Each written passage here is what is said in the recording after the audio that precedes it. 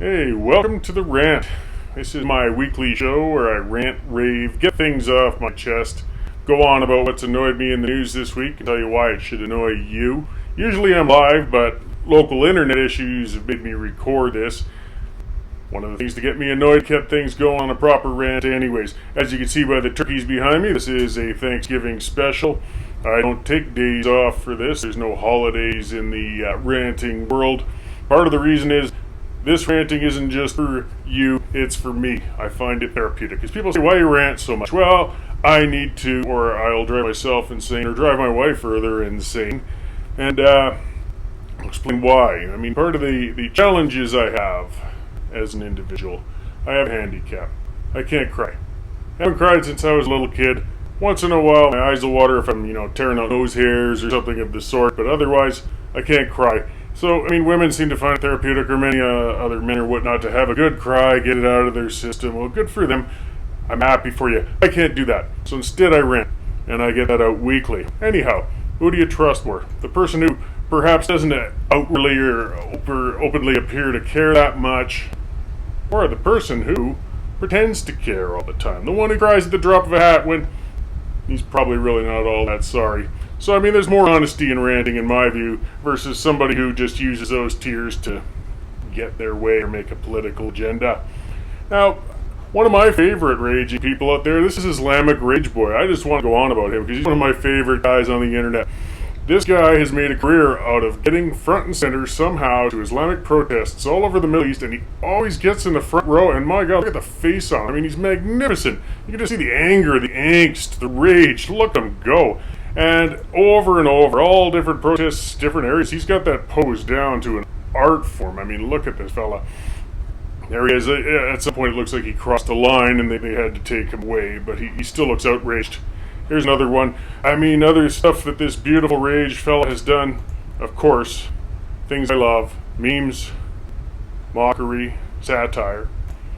Here he is, with a pancake on his head. These are things that brighten my day. Other people like other little things, a kitten hanging off a twig or something. I like Islamic Rage Boy. This guy makes me happy, makes me feel warm inside. Here's an art piece, the scream, but through Islamic Rage Boy's eyes. I mean, this inspires people, this guy.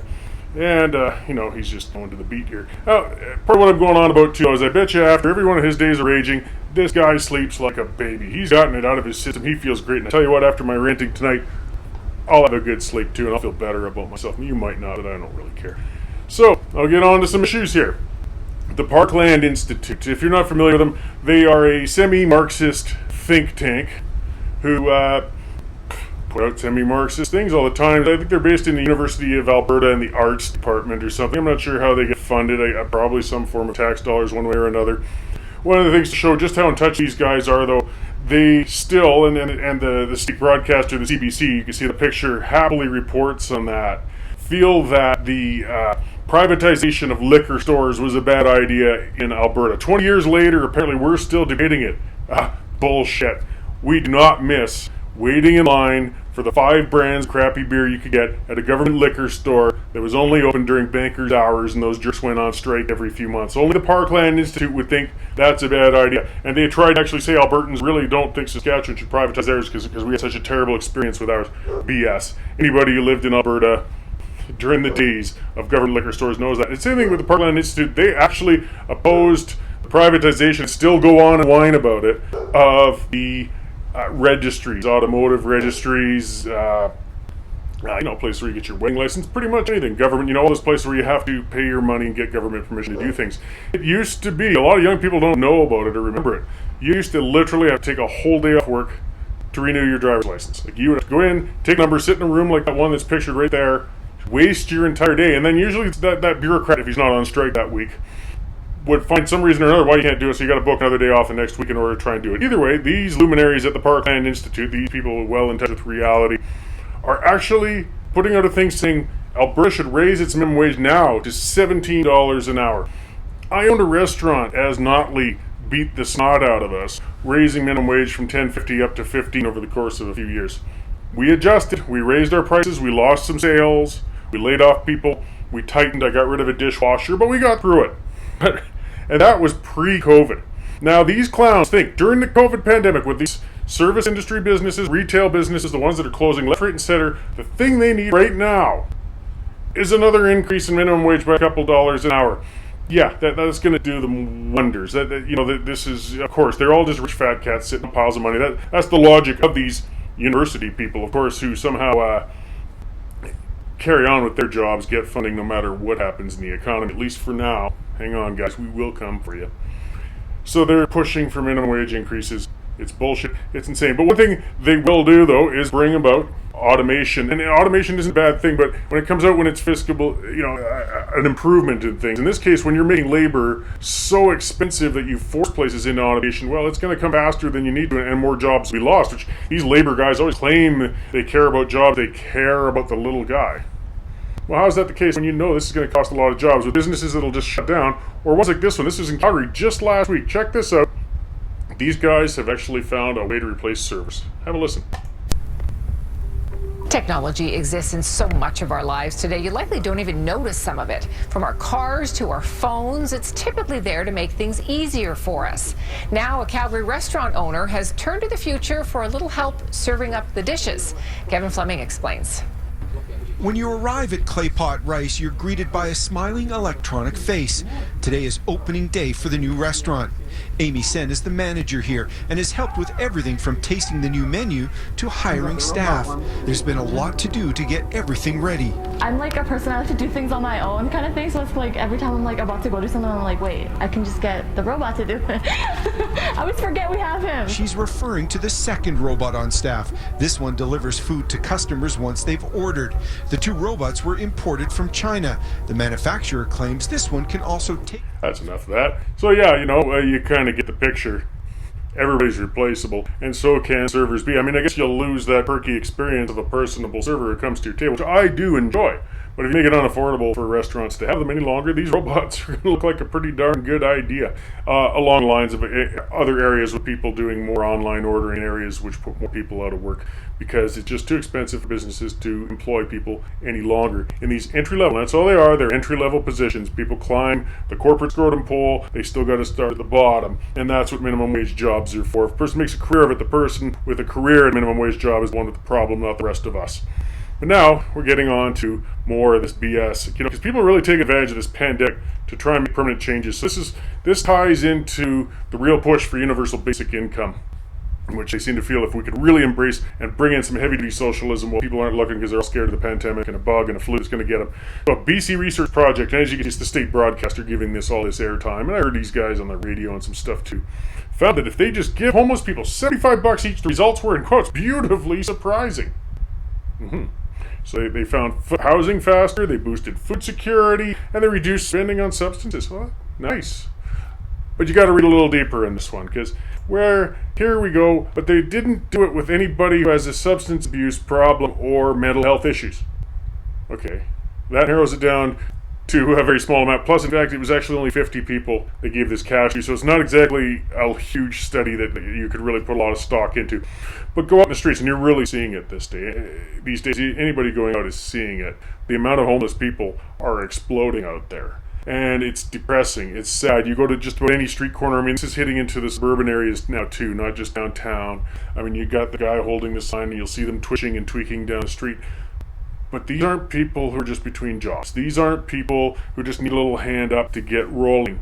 These are people with mental health problems and junkies, the two who they did not include in this study. Because what are those people going to do if you give them $7,500? Well, if they survive, they're going to spend a month or two completely wasted out of their minds at best. I'm sorry, but let's face reality. Do you think this gal just needs a few bucks? Oh, geez, if I just had $7,500, I'd get my life together, I'd put that shopping cart away, or that cart or whatever it is, and I'd move into an apartment, and I'd move on and become a functioning member of society. No, she needs help. This is a disturbed person. We need to help this person, absolutely. But just handing the money isn't the way to do it. But again, you see, the UBI people don't want us to think about it that way. They just want to think if we just keep sucking money from some people over here and giving it to people over there, it'll fix everything. It's funny that they claim that money's not their prime issue, yet they're the ones most focused on it. This gentleman here, I guess he could take a month off of going out and rounding up bottles and everything. But do you think he's rounding up all of that to furnish his house or save a nest egg or plan for retirement. Look, the guy wants to go out and get wasted. And he's probably, again, got mental health issues that he's self-medicating with substances, whether it's alcohol, fentanyl, opiates, all sorts of things, meth, that people are getting on. And you just can't just give them money and think they're going to get better. They're going to overdose. They're going to take this stuff and they're just going to make it worse. I'm not saying cut these people off of money either, but we've got to have a plan and get them off it. I mean, Kenny hasn't gotten nearly enough credit for a plan to add, I think it was 4,000 addictions treatment beds in Alberta. This is the sort of thing we need to see. I mean, we keep talking about safe consumption, giving free drugs to people. That's fine. That's a Band-Aid, and that kicks that can down the road. But unless you get them off the crap, you're not fixing anything. And I know that drug courts and so on, they still have limited success, but more success than people who didn't enter a program at all. And these people need help. If we can get them in, we all win. Handing them all $7,500 as these clowns are trying to propose isn't going to fix a darn thing. And as for the mental health issues, we got a lot of people who this is part of a trend of deinstitutionalization that's going on for decades. I kind of blame it a little bit on One Flew Over the Cuckoo's Nest. A fantastic movie, but it certainly made mental health institutions look awful, and they probably were in that time, and maybe some of them in third world countries still are, I'm sure. But sometimes a person does need to become a ward of the state. They are better off in care, and it doesn't have to be a place like that. I mean, a lot of our facilities, our institutions aren't places where we're giving them electroshock therapy every few days and playing awful music in the hallways and banning them from baseball. These can be, and I'm sure often are, places with a campus where a person can live comfortably and at least move on and be medicated and supervised. Otherwise, they could be out on the street freezing to death and talking to themselves and shitting them pants, walking with a shopping cart while Nancy says, oh, they just need a home, or somebody else says they just need $7,500. No, they need help, and they need intervention. And just handing them money isn't going to do it. But again, that's not the motivation of these people. They're just looking for every possible way to push a universal basic income plan, and this is just another step within it. Now, getting on to other people getting beyond reality. So a bunch of students walked out in Calgary at the Catholic schools last week in protest of systemic racism. I'm loving that BS. Systemic racism in the education system. Let's give that bullshit meter up there.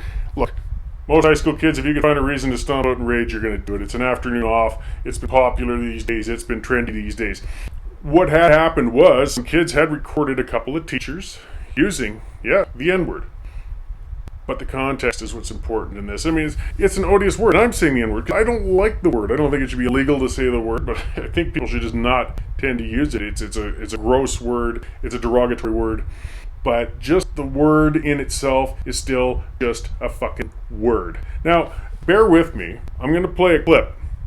Most people my age will have probably seen it. Maybe some younger people haven't seen it. Maybe some older people still haven't seen it. But it's a must-watch, especially before the cancel culture peckerheads cancel it. Blazing Saddles. I want to play a clip from it, and then I'm going to talk about a few things, because bear with me, it's important. I do have a point in the end of this besides just playing a funny clip, but it is damn funny. So have a watch and a listen to about 3 minutes of this. You're not slaves no more. You're getting paid good hard money. Hands dead today. You're not out here on a vacation. There ain't no fairness. Hey, dog there. Hey, you're back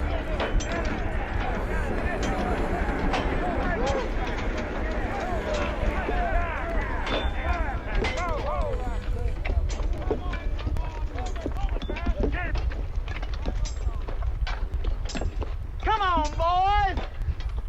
The way you lollygagging around here with them picks and them shovels, you think it was 120 degrees. Can't be more than 114. Dock that chink a day's pay for napping on the job. Yes, sir. Now come on, boys. Where's your spirit? I don't hear no singing. When you was slaves, you sang like birds. Come on, how about a good old nigger work song?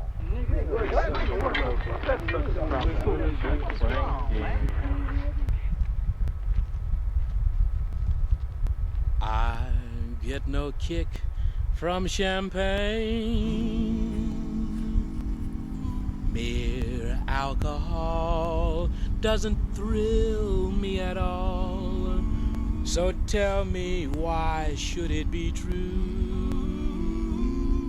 that I get a belt out of you?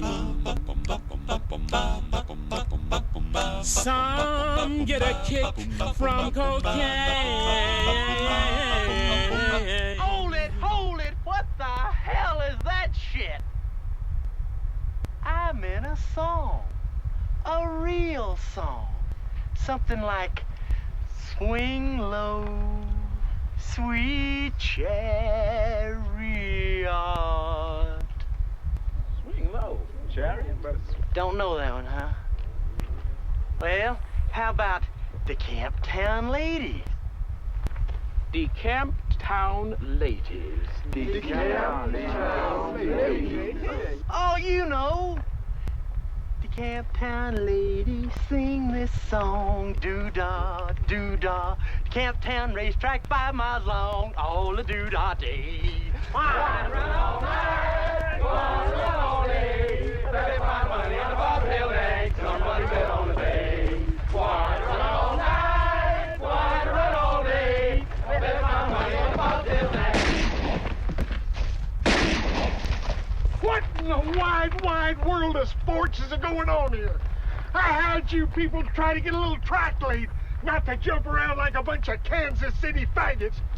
Sorry, Mr. Taggart. I guess we kind of got caught up. Listen, dummy, the surveyors say they may run into some quicksand up ahead. Better check it out. Okay, I'll send down a team of horses to check out the ground. Horses? Why, we can't afford to lose no horses, you dummy. Send over a couple of niggers. Okay, Mr. Taggart. Okay, that's enough of that. I'll explain a little further. At the end, that was Slim Pickens. He was hilarious. He was in Dr. Strangelove. He was fantastic. The other actor, I should have written down his name. That first cowboy, the one dropped the N-word, the one who's being the meanie. There's a backstory with it. As he was working on that movie, he was horrified about calling people the N-word. He was very uncomfortable with it. And that actor, the black gentleman who stars in that movie, is Cleavon Little. He passed away, unfortunately. He had a chat. The cowboy actor, I should have written his name down, talks to Cleavon Little, says, look, man, I got to use that word in this. Are you okay with it? Cleavon says, don't sweat it. It's okay. I'm kind of paraphrasing here, but this story is good. He says, that's what it's for. It's in the movie. It's perfect. Use it away. Use it outside the movie. It's Fist City. Use it in the movie. That was perfect, because what he's talking about is context, and he was absolutely right. You use it in the movie, you use it in that context, you use it reading a Tom Sawyer book, you use it speaking about somebody else. There's lots of context where you can use that N-word and you're not calling somebody that. You're not doing it to hurt somebody. You're using it in a means that applies to a situation. Use it outside of it, and Cleavon understood, I'm not going to put up with that, and I'm going to punch you in the face. And in the early 70s, for a long time, that word's just not a good word. And that's why it was used to effect in that Mel Brooks masterpiece. As you watch that movie, it's using that word all over. And the cancel culture freaks and snowflakes all melt and cry, because, that movie uses it a great number of times. But what it's doing is making fun of the racists. It's satire, and it's brilliant satire. That whole movie is just beautiful, with Madeline Kahn, Harvey Korman. I've got to watch the whole thing again sometime soon. But you see, what we're trying to do now is we've gotten so hypersensitive with this bullshit that we're taking the context out of the words. So these teachers use those words not to call students those things, but in different contexts. Maybe they should have chosen different words, but either way, it's not as big a deal as these students are making it out to be. And when you take it, it's just a word if you remove the context. Then it's just a word, and it's not. What's important is how it was used. You remove it and just turn it into the word in itself being an evil thing, well, then you actually take away the impact of the people who are using it in a derogatory and terrible way, and you're giving way too much weight to it when people aren't using it that way, as we saw with these teachers, or even Wendy Mesley at CBC, who found herself canceled because she dared to use that word, again, not in a cruel context, in a planning meeting. So we've really got to watch out for this trend, people. They're just words. It's how we use them, who uses them, in which way. Because when you take it away, it's just the word in itself. And we got a minefield that not many people are going to survive. But enough about that. The kids took their day off. I hope they feel better about themselves. There's really not much else to be done for that. Let's talk about corporate welfare. A nice subject that keeps me nice and calm and happy. So Trudeau and Doug Ford came hand in hand and said, you know what? We're going to put $500 million into electric vehicle production in a Ford assembly plant. If this shit was viable, they wouldn't need the money. It's as simple as that. If electric cars were the future, everybody keeps saying the future, private investors should be falling over themselves to get in on these companies to build the things. The truth is, people don't want the damn things. They're not economically viable. They might be one day, but they aren't here yet. And that's why these companies have to come cap in hand. Dumb assholes like Doug Ford and Justin Trudeau will steal that money, and I'll call it theft. They're stealing it from what few businesses and people are still managing to make a living and pay taxes, and they're giving it to these losers. Because we're broke. We've got very few people working as it is. People have been taking wage cuts. People have been laid off. Businesses are shutting down. Yet the only way you can do corporate welfare means you've got to take that money from somewhere else, and that means you're taking it from those few that are earning. Now, they say for 3,000 jobs. It's always that, Alberta's losing six figures in jobs. But, if we can save 3,000 jobs with $500 million, it works out to 200,000 per job. If, and I don't agree with it, but if we really got to go into this to try and create jobs with government corporate welfare, why don't we do it this way? How do you think it would go if there were 3,000 $200,000 business grants that you spread out all across the entire country? Even if there was an administration cost of $1,000 a grant, to piss around, figure out applicants, this and that, okay, $199,000 grant to 3,000 businesses across the country.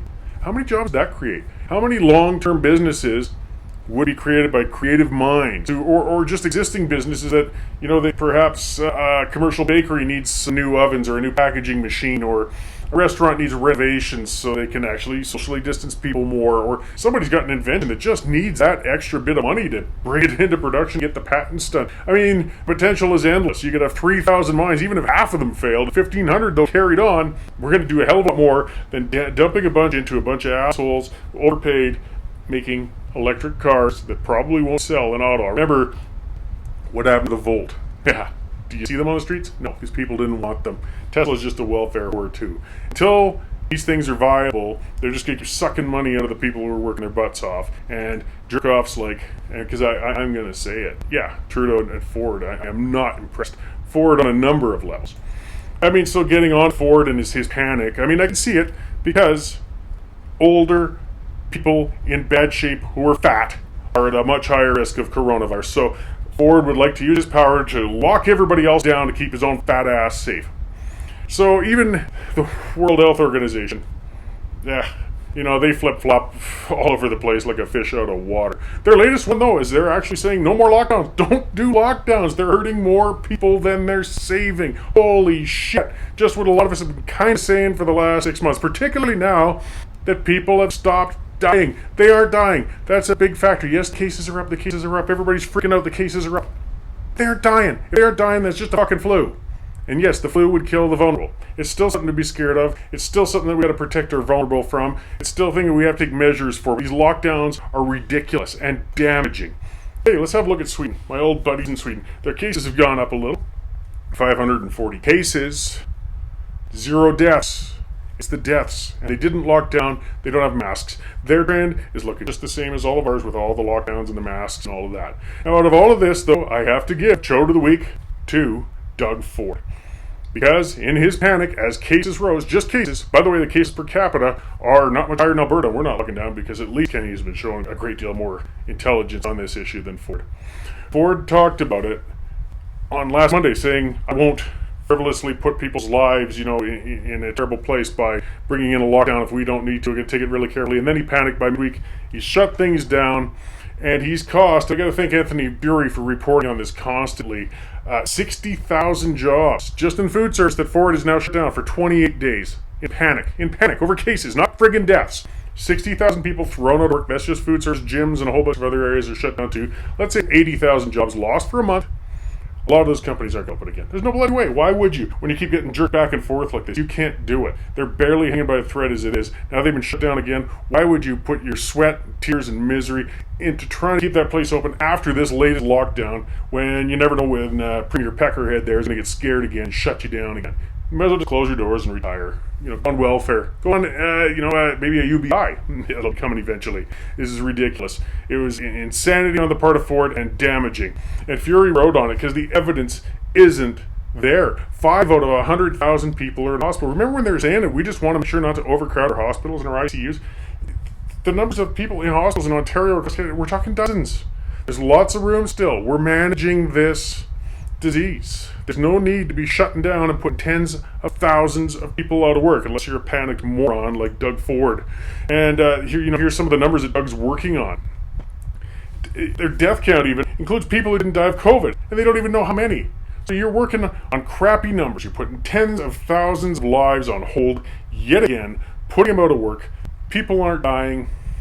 This is ridiculous. For this, Doug, you are the Cho of the Week. You've earned it.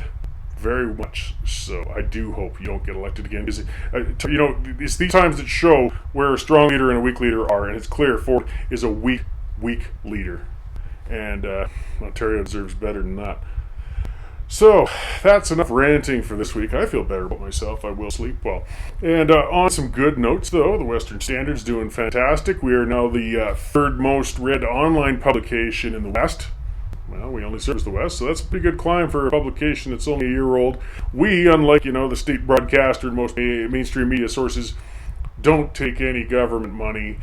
We rely on viewers, advertisers, subscribers. If you want to advertise, get a hold of us. Subscribe, get on there, sponsor just a little bit a month. It really helps. We can keep producing stuff. It's not just rants like mine. Dave Naylor puts out some fantastic news stories. All sorts of columnists put out all sorts of opinions. Either way, thanks for tuning in and being my therapy person, letting me figuratively cry on your shoulders, close to crying as I can get. And I will see you on Wednesday for the news roundup and rant at you again next week.